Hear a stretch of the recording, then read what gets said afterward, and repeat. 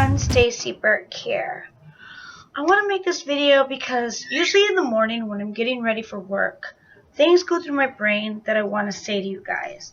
Now, granted, after a full day of work and coming home and I'm actually going to hit record, I lose everything that my talking points. Like in the shower, I don't know if you do this, but in the shower, all your talking points, like if you're doing a speech, if you're going to talk to your boss, or if you have something you want to say, it goes so perfectly. You just woke up, all the things you were thinking about overnight, you just kind of go for it. But then when it's time to actually put it into play, sometimes it doesn't work out. It's like on the Brady Bunch, Jan, when the red light comes on, you're like, and you forget everything. But I'm going to attempt to do this video, and I might forget certain things, and I might have to stop and start, and I don't know when I'm going to probably post this video, because there's a lot of things I want to say about this. Now, I'm going to talk about the Black Lives Matter. Yes, I'm going to talk about it. Because I put on Facebook, and you get so many people all over the place, and like, oh, Blue Lives Matter, or this Lives Matter.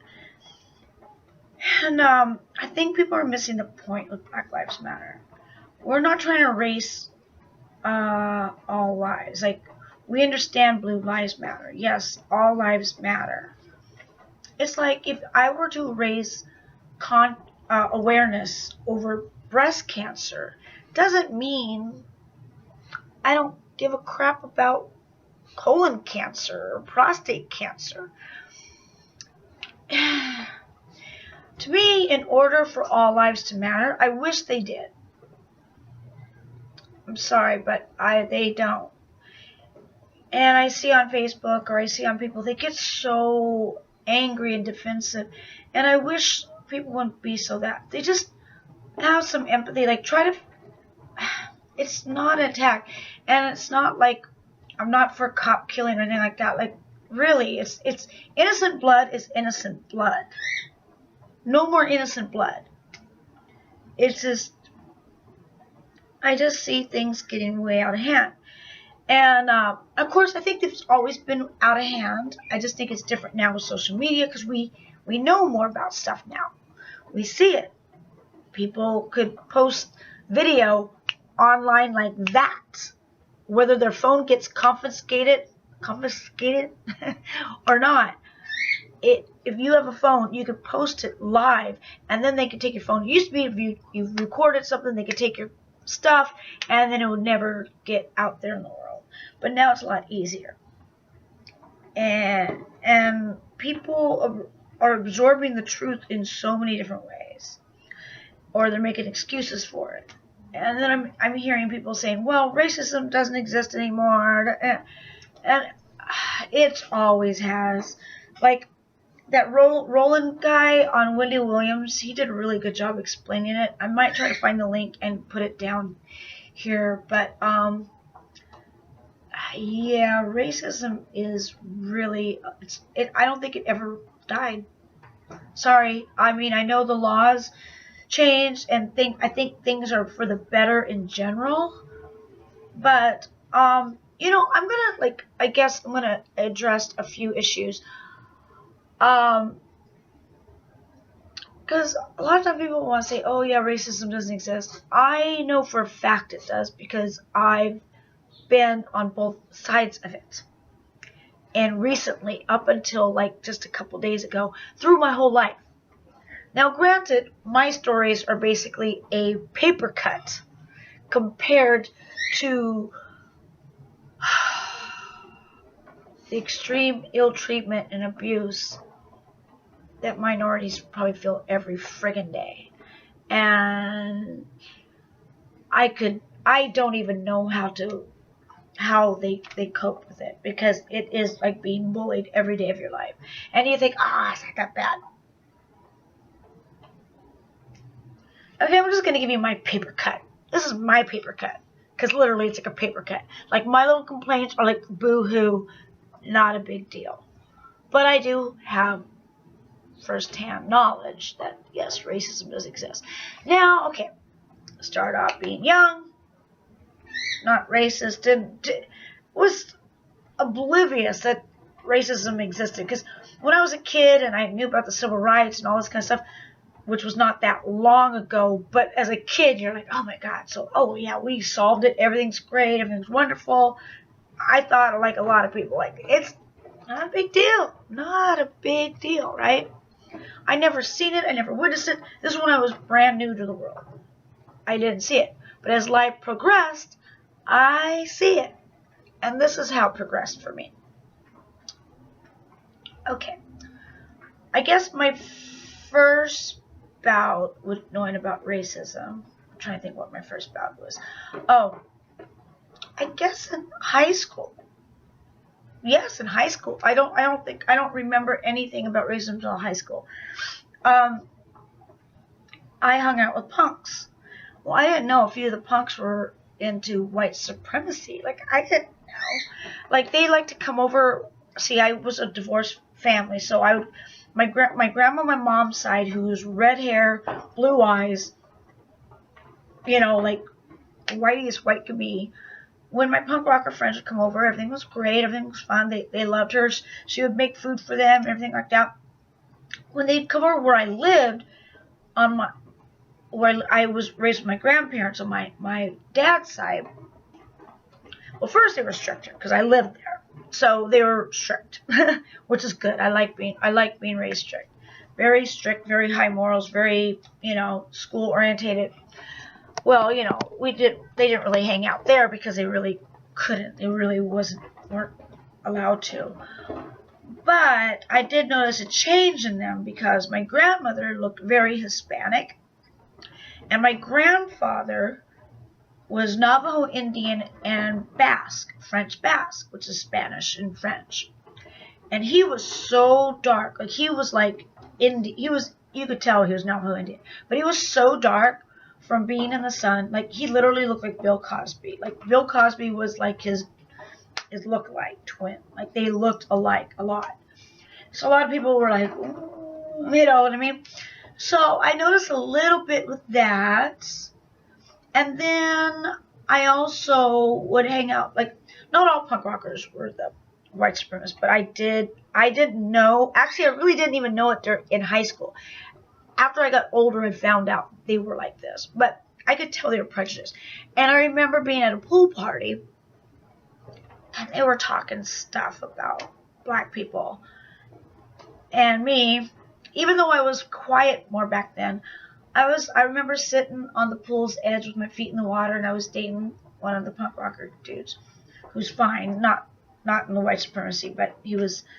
But I overheard that, and I was like saying, "Oh, you white people, some of you white people are okay." Like, I was talking back, like I was like, and then the guy that I was dating, he was telling me to shut up. He goes, "I don't want you hurt, and I don't want to get in a fight because of you, because you're gonna say." And I was thinking, they're my friends, they're not gonna hurt me.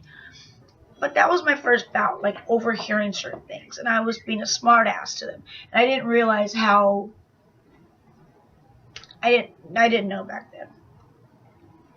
Okay, then I'm trying to think the other ones.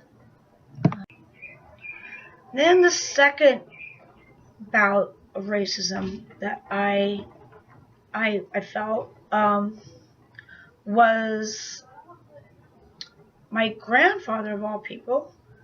I was working at a pizza place. I was young. I was like 18. And I had this friend, Rudy, and he was from England, and he was black. And I would always make fun of the way he talked, like, full 30, oh, full 30. And I remember my grandfather came to pick me up after work, because I didn't drive yet. I didn't drive till I was 18. And I was joking around with Rudy, like, oh, full 30, and I was, like, laughing and joking. And Rudy was trying to laugh and joke with my grandfather. My grandfather had a very stern look. And I didn't understand why my grandfather was kind of rude to Rudy until the drive home. And my grandfather goes, "I don't want you to ever marry a black man." I was like, whoa. And first of all, I was just joking around with Rudy. Like, Rudy, I would never date Rudy. He was my friend. And I was like, how am I joking around with him thinking I'm going to date him? And then the second part, I was surprised, like, that came out of his mouth. and he looks like Bill Cosby. And my grandfather looked black. He wasn't black, but he looked black. And I'm like, and I respected my elders, so I didn't really say anything. I just said okay, because I didn't want to give him information about I would never, not that I would never, but I would never date Rudy because Rudy was my friend. Rudy was my friend. You ever have a friend that first, you're just I would never date Rudy. Rudy's my friend. And second of all, wow, it's I never really thought about that. And then I'm thinking, oh my God, I didn't know my grandfather was racist. And that was it kind of broke my heart. It was I just couldn't believe it came out of his mouth. And then I'm thinking, oh my God, what if I do fall in love with a black man? He's not going to walk me down the aisle? I was just dumbfounded. I was just whoa. I just had to shake my head. And then as years goes by, my other bout with racism is, okay, I was a young adult and I loved to dance and I would hip hop dance. In fact, I used to make a living going to places and earning, going to a dance contest and a hip hop dance contest, and I would go there and I would always win. And that paid a rent a lot. I would just go to club to club to club, and there was a dance competition. I'd go do the dance competition, win some money, and that was my rent. And there I met this black musical group. There was twins, and they were really cute too. And then there's one older guy, and I don't remember their names, but they hooked me up to be their backup dancer. And we had two other ones. There was three, so it was in the 90s when they had they always had the hip hop dancers in the back. So yeah, it's in fact, it was weird when I started being a backup dancer. There was two cute twins, and John, who was the lead singer, and the three girls were the backup dancers, and I was one of them. And it was weird how we all hooked up. I hooked up with the lead singer, and then the twins, they dated the other backup dancers. It was weird how that turned out. And by this time my grandfather was dead, so I didn't have to worry about showing up with John, so everything was fine. My grandmother on both sides were a little, but I'm sorry. I love who I love. I date who I date, and I'm not gonna have anyone dictate. Even if I love them to death, even if it's my parent, I'm gonna love who I love. And so I was dating a black guy, and okay, I ran into a lot of racism there. Okay, first of all, I lived in a mobile home park, and the guy that used the couple, it was an old woman, old man, used to be the property management. I didn't know this, but they were pretty much Nazis. They had Nazi memorabilia all over their walls and stuff like that. I didn't really pay attention. I don't pay attention to that sort of stuff. I really didn't. Now I do, because I learned. But they were so mean to him. If we were in the rec room, which is a pool table, they're get out of it. They were just so mean.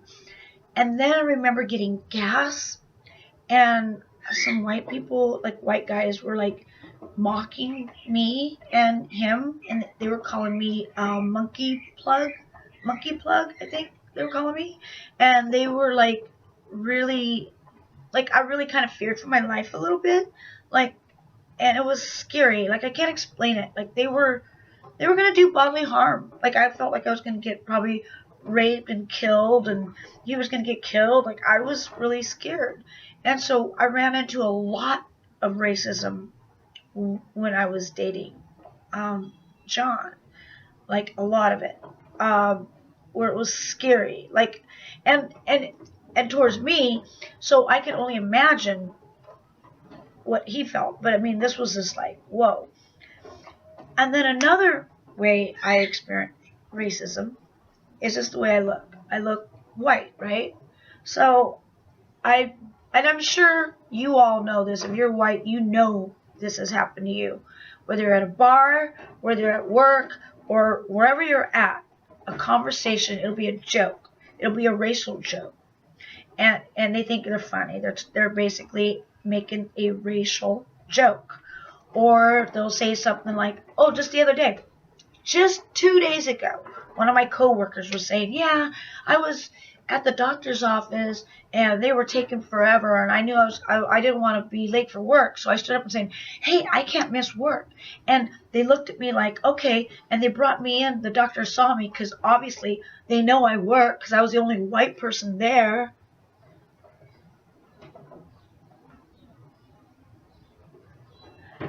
And then she's telling me how, like, of course she works. She's the only white person there.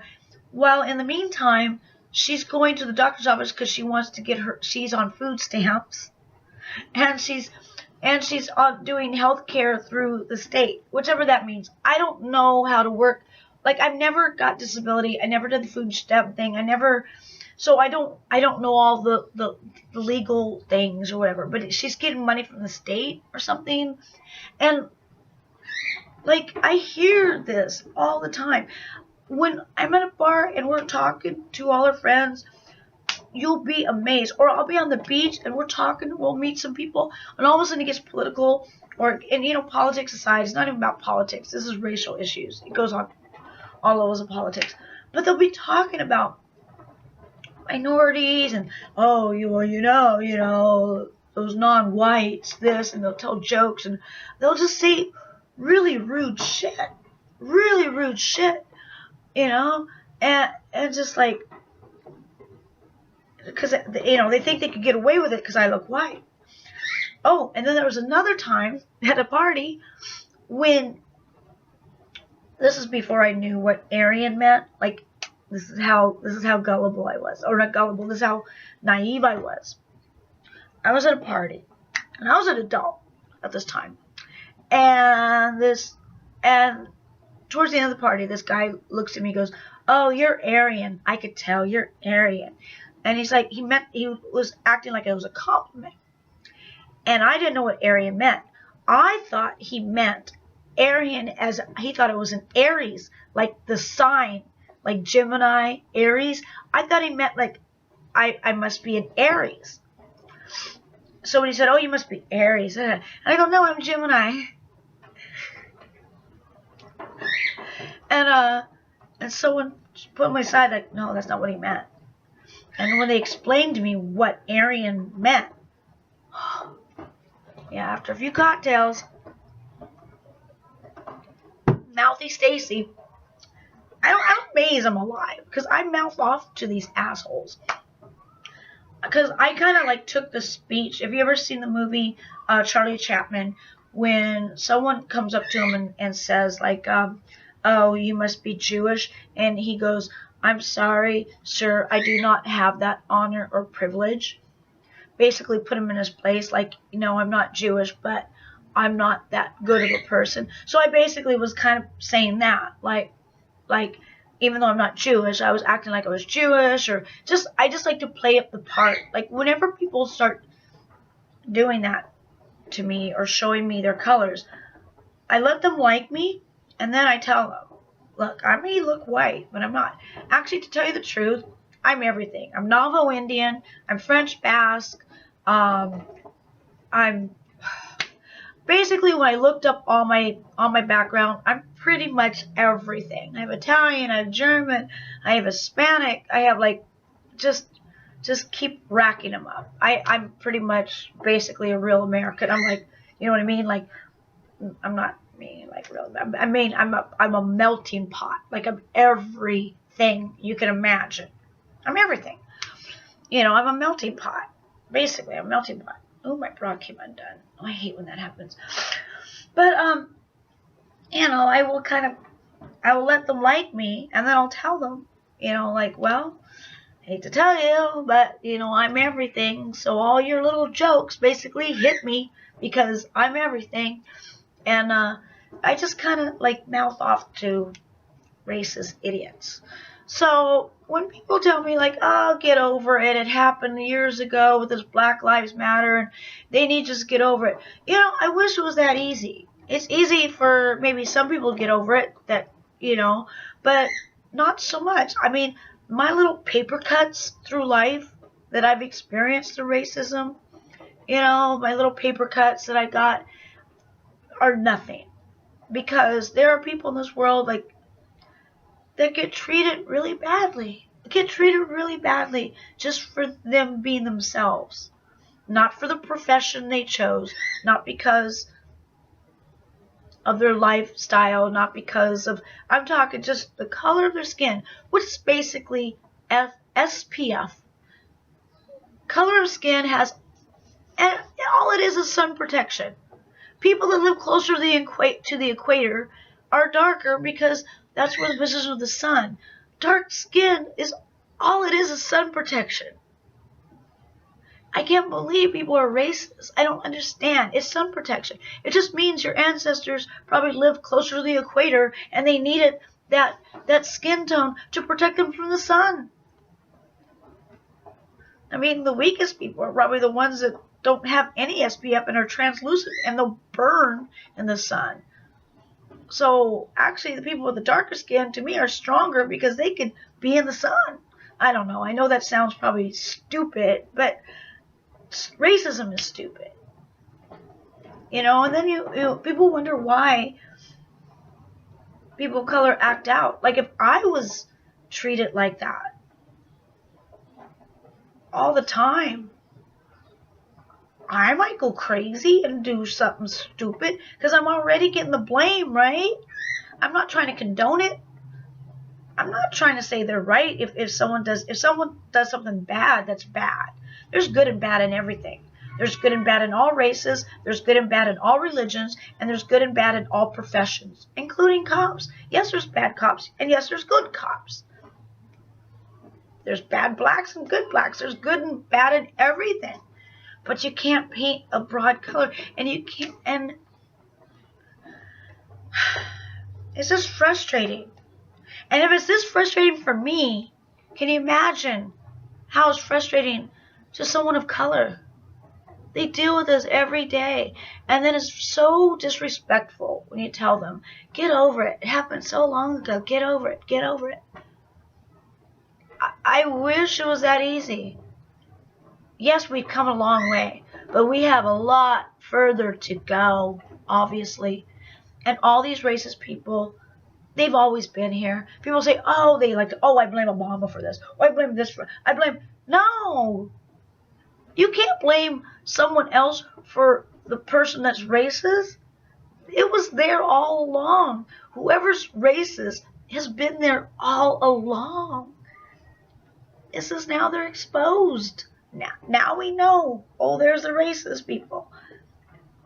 Actions speak louder than words. And I don't know if there's a cure for racism. If you're a racist, I guess you're a racist. I mean, it's up to you if you're a racist to change and how you change it. We can't really change it, but we can make laws and we can put into place, implement certain things and put ideas in there and try to help the future generations that this is just to teach them this is wrong.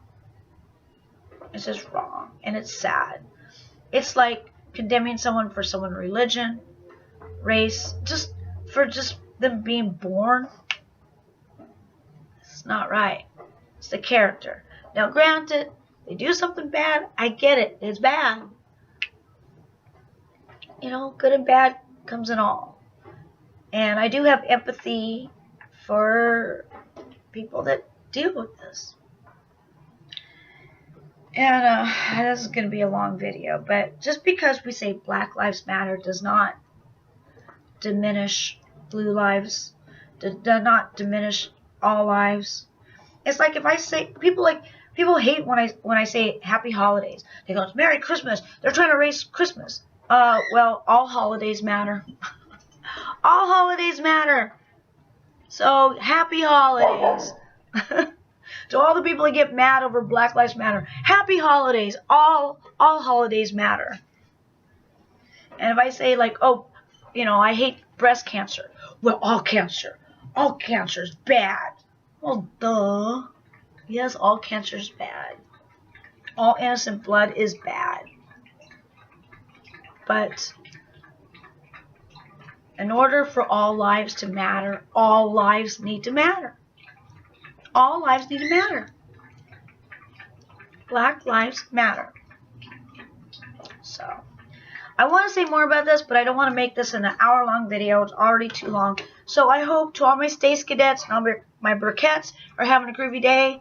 Please, no hate. There is no hate in this video. There really isn't. I love you all. Have a groovy day. Peace.